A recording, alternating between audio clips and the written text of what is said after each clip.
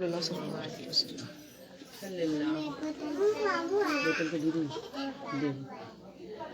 الحمد للہ الذی لا یبلغ مدحۃ القائلون ولا یحصینہ مولادون ولا یوحد المجتہدون حد حدود ولا انتم موجود ولا اجل ممدود فطر الخالق بقدرتہ ونشر الریاح برحمتہ.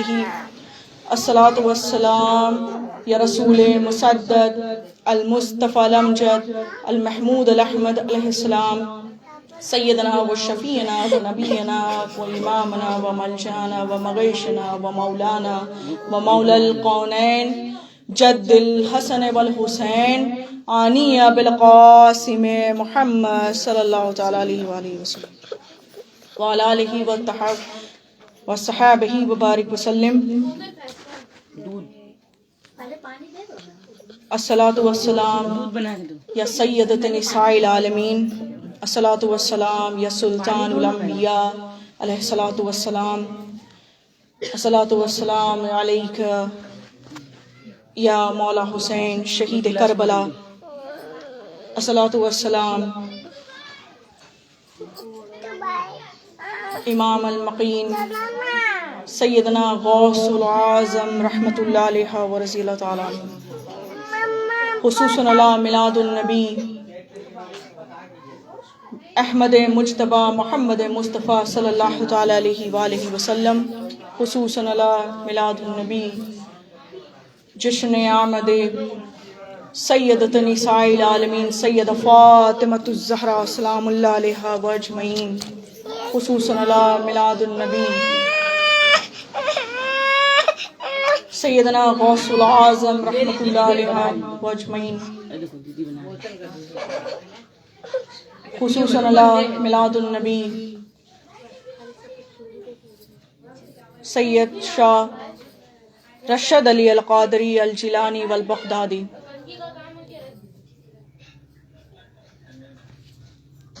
وعلی آلہ والطیبین الطاہرین المعصومین المظلومین المنتخبین المنتجبین. قال اللہ انما یرید اللہ لیذہب عنکم الرجس اہل البیت ویطہرکم تطہیرا ولعنۃ اللہ علیہ من اجمعین الی قیام یوم الدین. بسم اللہ الرحمن الرحیم. انا اعطیناک الکوثر فصل لربک وانحر ثانیتہ الابتر. السلام علیکم ورحمۃ اللہ وبرکاتہ. سب سے پہلے آپ تمامی خواتین حضرات کا میں تہ دل سے شکر گزار ہوں کہ آپ تمامی حضرات نے مجھے یہاں پر ذکر اہل خانہ و ذکر اہل بیت و ذکر سیدۃ النساء العالمین کے لیے آپ نے مجھے یہاں پر بلایا، حق کی دعوت دینے کے لیے آپ لوگوں نے مجھے بلایا، اس کے لیے میں تہ دل سے شکر گزار ہوں. اور یہ میلاد النبی جو ہمارے ایک بھائی جن کا نکاح ہے، نام عبد الحسیب بھائی کا، جو یہ نکاح پر یہ ایک خاص موقع پر یہ ذکر عزا رکھا گیا ہے. آپ تمامی حضرات کو یہ مل کر دعائیں کرنی چاہیے، اور میری بھی یہ دل سے دعا ہے کہ مولا میرے بھائی کے نکاح میں آسانی عطا فرمائے اور انہیں گھروں میں خیر و برکت عطا فرمائے، ان کے نکاح میں کسی قسم کی کوئی پریشانی نہ آئے. مولا ان کے نکاح کو قبول عطا فرمائے اور بہت ہی اچھے طریقے سے ان کے نکاح کو انجام دے. الہی آمین. آج کا جو ذکر ہے یہ سیدۃ النساء العالمین سیدہ فاطمۃ الزہرا سلام اللہ علیہا و اجمعین کی نزول مبارک پر رکھی گئی ہے یہ ذکر عزا. تو اسی پر یہ ذکر ہونی ہے، گفتگو ہونی ہے. اس سے پہلے میں آپ لوگ ایک بار باواز بلند درود پڑھ لے، اللہم صلی علی سیدنا محمد.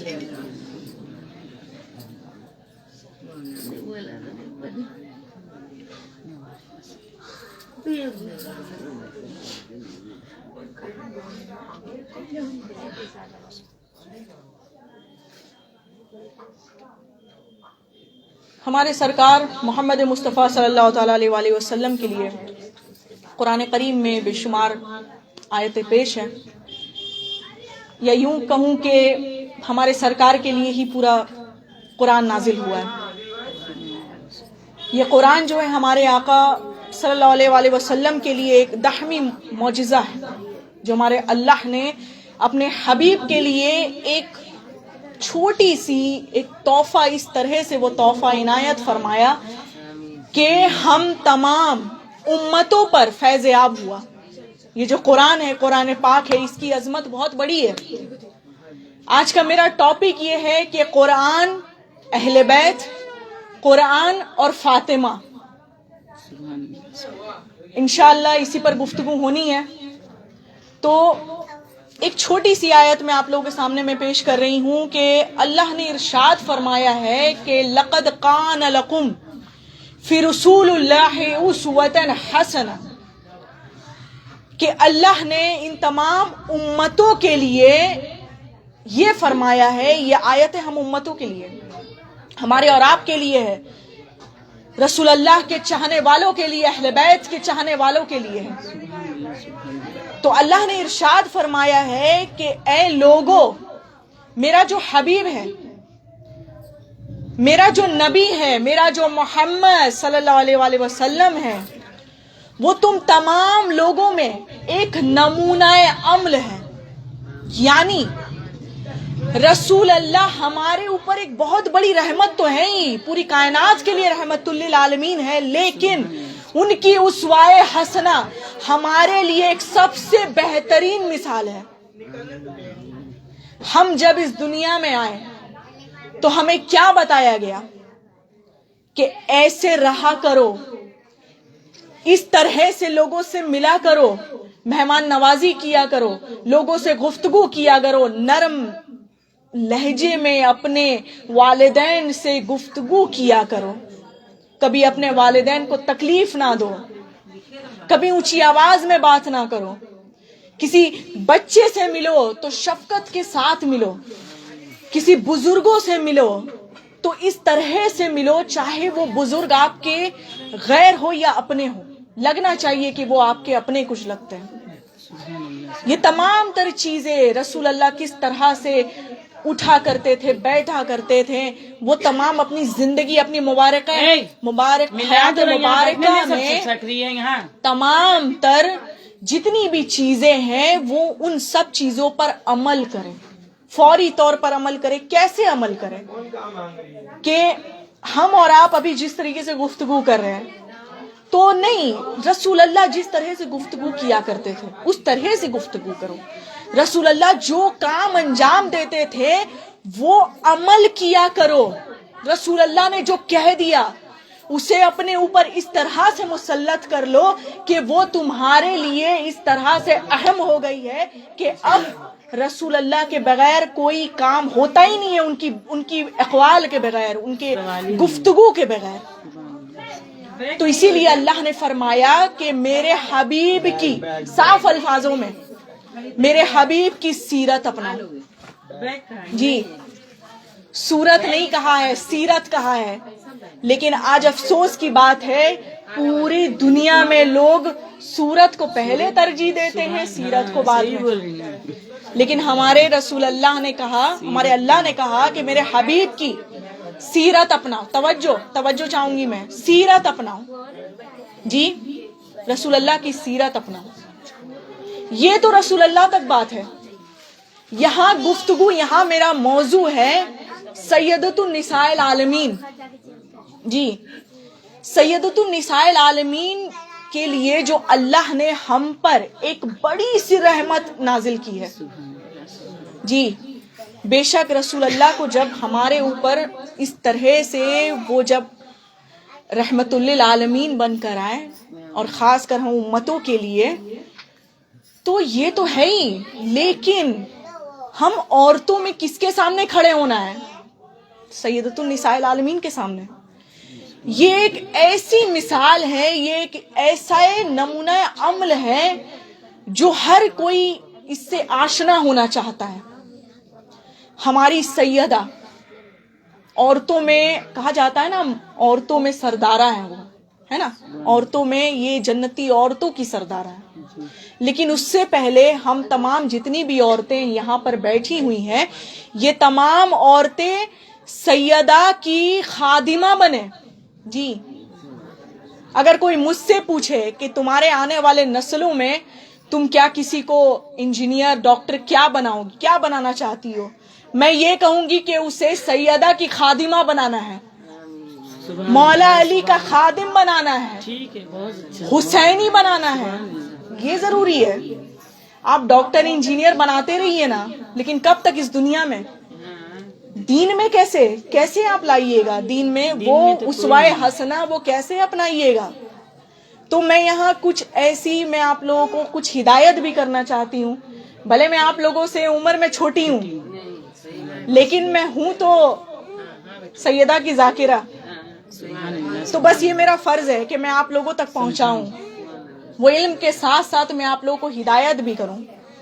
اللہ ہر مسلمان کو ہدایت. بے شک, الہی آمین.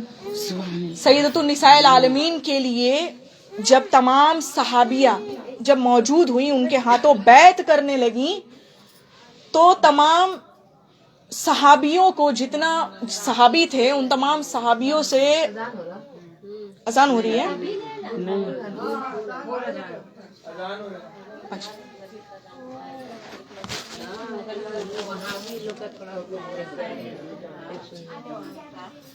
ہم لوگ کا نہیں پڑے, آپ کہاں رہتی ہیں؟ شکر ہاوڑا.